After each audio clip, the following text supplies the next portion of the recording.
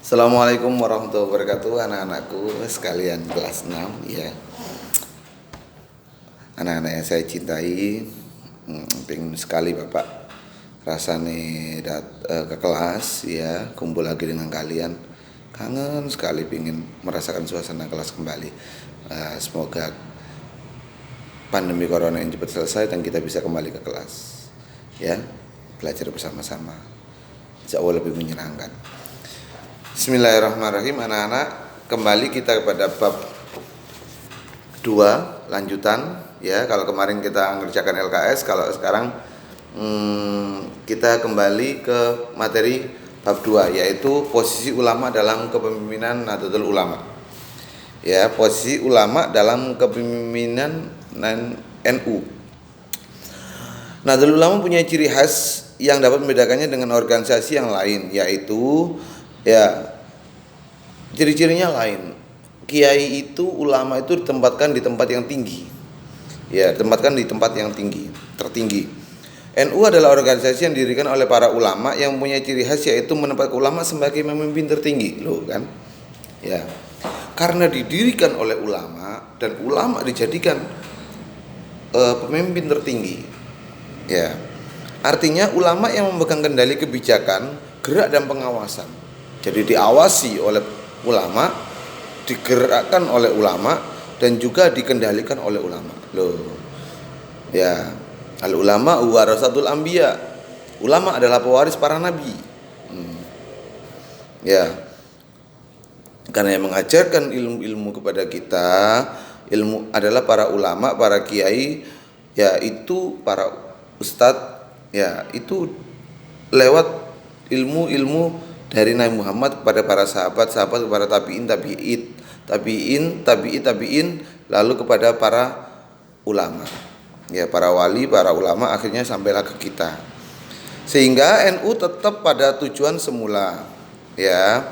Hal ini sesuai dengan sabda Rasulullah yang diriwayatkan oleh Imam Tabrani, la tabqu al-dini idza waliyahu ahlu wa baqu al-dini idza waliyahu ghairu ahlihi. Janganlah kamu tangisi agama bila dikendalikan oleh ahlinya. Ya, tetapi tangisilah agama bila dikendalikan oleh orang yang bukan ahlinya. Nah ini, ya, fantadiri sa'ah, tunggulah kehancuran kalau seandainya bukan ahlinya yang memegang. Yang dimaksud dengan ahli agama adalah para ulama.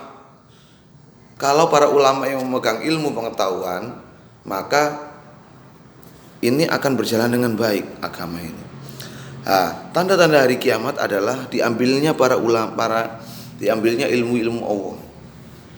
Ilmu-ilmu Allah. Jadi yang ada itu adalah orang-orang yang bejat.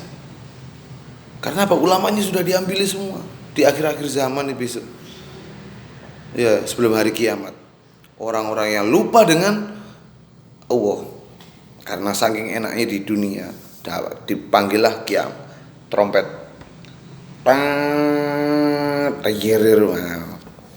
Ya, para ulama yang memimpin NU ini berada dalam satu kesatuan yang disebut dengan syuriah. Ya, tingkat tinggi. Bawahnya lagi ada bawahnya. Ya, melalui syuriah ini program organisasi ditetapkan. Kemudian dikerjakan tanfidiyah sebagai pelaksana program. Jadi yang melaksanakan program itu namanya dalam organisasi NU adalah tanfidiyah. Kalau syuriah ditempati oleh para ulama. Namun demikian syuriah tetap mengawasi jalannya pelaksanaan program. Para ulama yang berada di syuriah di samping mempunyai pengetahuan di bidang agama, mereka juga harus memiliki keahlian khusus di bidang manajemen organisasi. Bukan hanya pintar di agama, tapi juga dalam organisasi dia pintar. Beliau itu adalah orang-orang cakap. Ya, contoh kiai saya, Kiai Haji Muslim Fakih, yang dijuluki mendapat julukan oleh orang-orang itu singanya Gresik. Semoga beliau selalu sehat walafiat, amin. Ya, sehingga seluruh anggota benar-benar terlayani sesuai dengan harapan dan kebutuhan mereka. Ya, karena mengikuti zaman. Para ulama ini sekarang ulama itu tidak ada yang top, tidak ada yang tidak top, pasti top semua. Ya. Dengan demikian warga NU lebih aman dalam melaksanakan kegiatan sehari-hari, khususnya dalam melaksanakan syariat Islam. Karena mereka dibimbing oleh orang-orang yang ahli. Ya, mereka selalu dapat mendapat bimbingan para ulama dalam satu kesatuan yang tentunya kebenarannya lebih bisa dipertanggungjawabkan dibanding dengan pimpinan ulama secara pribadi-pribadi seperti di pengajian-pengajian ya. Lalu ciri khas lainnya dalam organisasi itu adalah gaya kepesantrenan ya, kayak pondok pesantren ya. Hal ini tidak lepas dari wujud organisasi NU yang merupakan organisasi para kiai dan para santrinya. Ya, karena didirikan oleh para kiai, maka gayanya lebih mirip gaya-gaya pesantren. Keadaan ini sering tampak pada manajemen organisasi di mana para kiai lebih dominan, para santri yang melakukan tanfidiyahnya. Ketaatan santri kepada kiai banyak berpengaruh pada pelaksanaan kegiatan organisasi. Manajemen yang demikian dapat menjadikan kemudahan bagi NU dalam melaksanakan programnya karena loyalitas dan ketaatan para anggotanya sangat tinggi kepada pimpinan. Pimpinannya para kiai, para santri ini selaku yang ada di bawahnya yaitu tanfidiyah pelaksana program. Kata kiai A, maka santri melakukan A.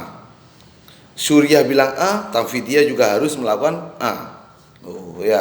Itu kayak kepemimpinannya. Apabila pemimpin memberikan arahan atau ketetapan, maka para anggota lebih banyak bisa menerima tanpa banyak masalah, tanpa tanya babibu. Ya, karena apa yang dipikirkan kiai pasti bagus, pasti baik untuk kita. Ya, dengan demikian posisi ulama dalam kepemimpinan NU sangat menentukan, sangat strategis, sangat baik. Ulama adalah tiang utama Nahdlatul Ulama, artinya tumbuh tegak, jatuh bangun dan utuh retaknya NU sangat ditentukan oleh ulama. Ya, hal ini sesuai dengan hadis yang diriwayatkan oleh Ibnu Abil Dar, yaitu al ulama'u amana'u fil ard. Para ulama adalah orang-orang kepercayaan Allah di muka bumi. Malam yukhalitu, selama mereka tidak membantu penguasa. Sultanan bidzulmin, dengan perbuatan zalim. Nah, berarti sudah hilang kata al ulama wa manuwa. Ya, orang-orang kepercayaan Allah jika mereka itu membantu melakukan kezaliman. Ya. Nah, ini sudah ditegaskan. Ya, jika mereka membantu penguasa dalam berbuat jelek, maka bukan lagi amanah Allah. Oke. Anak-anak, sekian dari saya penjelasannya. Hari ini aswaja saya kasih tugas tidak banyak ya, di halaman 17. Oke. Di halaman 17 Romawi 1 saya kasih tugas 1 sampai 5. Terus Romawi 2 saya kasih ya 2. Oh iya, Romawi 2 tidak usah, Romawi 3 dan Romawi 4. Jadi Romawi 1 hanya 1 sampai 5, Romawi 2 tidak usah, Romawi 3 dan 4 ya. Jadi jumlah soalnya adalah 15. Romawi 1 5, Romawi 3 5 dan Romawi 4 juga 5. Kerjakan anak-anak, saya tunggu sampai jam 12 malam. Assalamualaikum warahmatullahi wabarakatuh.